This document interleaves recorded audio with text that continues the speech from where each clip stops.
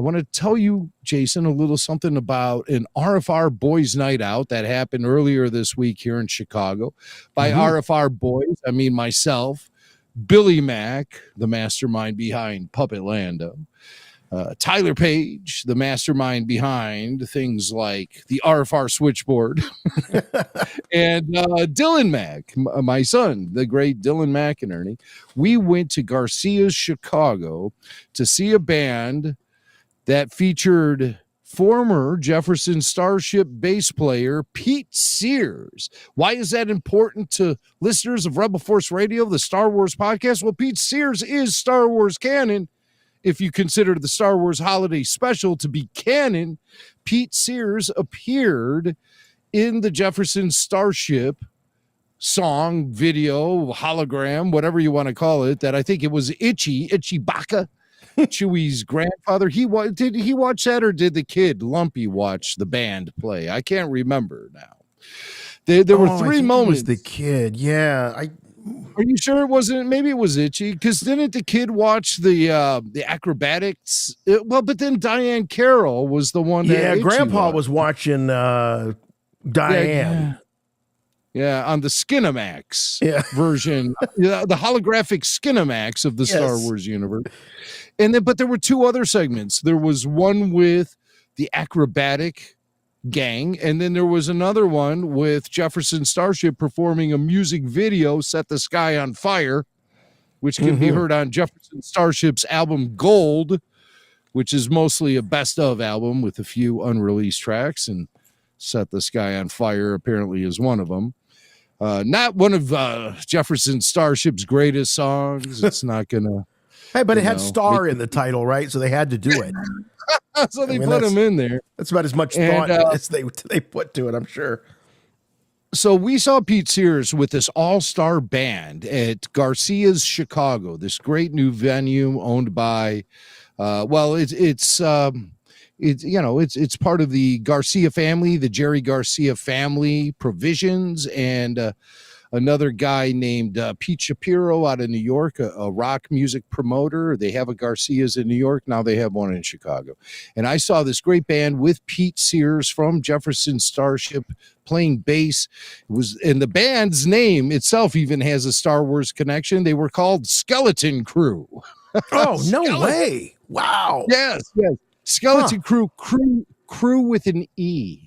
Okay, just to set it apart. Okay, yeah. Just so you know, if you didn't show up, like Jude Law wasn't going to be up there taking a harmonica solo or anything. It was Skeleton Crew, but still, I dug it, and Pete Sears put on quite the display of bass playing the whole night.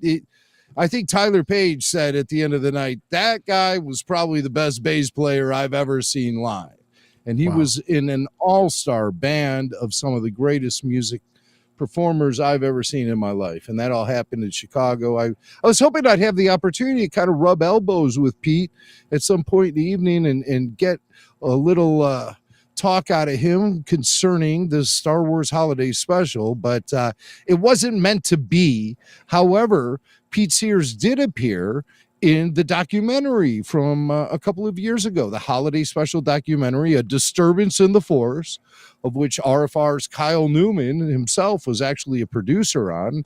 And Kyle may have conducted a lot of the interviews, including the one with Pete Sears from the documentary. So we have a little clip here, an audio clip of Pete talking about Jefferson Starship's involvement in the Star Wars Holiday Special. We recorded this song, Light the Sky on Fire, with Marty Balin singing, and he was the main singer because Grace was in rehab. So we went ahead and ended up on the Star Wars Christmas Holiday Special. It was Christmas Special, we called it at the time. And none of us really knew what was going on, but we ended up playing there. I remember we were rehearsing at Grace's house over in San Francisco, overlooking the bay, this beautiful house. And Darth Vader came by, it was like a publicity thing, came by and took some photographs. And we got some photographs of us hanging out with Darth Vader. So we had some relationship already. Of course, I didn't really know what to expect. It was a trip. I remember a little bit about it. I remember they let us loose in a room full of props, like a costume room kind of thing. They said just try and make up an outfit, no direction really, just individually make up anything you want, and it just, as long as it looks like it's from another galaxy or something, or from the future.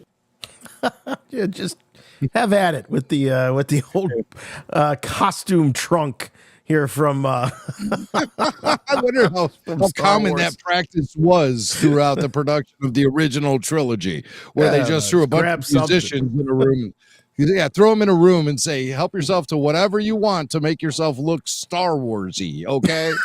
And so, it was a lot of tassels and fringe and very 70s thing. Really. Oh, yeah. It didn't feel so spacey as much as it felt disco 70s. Yeah, but George was not avoiding fashion with the holiday special, as he claims he was with the original trilogy. Not whatsoever. So we saw Pete Sears perform live in Chicago, and he was absolutely astounding to watch on the bass guitar. And it's an all-star band. They have limited dates still left in their tour, so if you have the chance, check out Skeleton Crew with an E. They might be coming to a music venue near you. And when you go there, not only will you hear killer jams, but you'll also be in the presence of legitimate Star Wars canon in Pete Sears himself.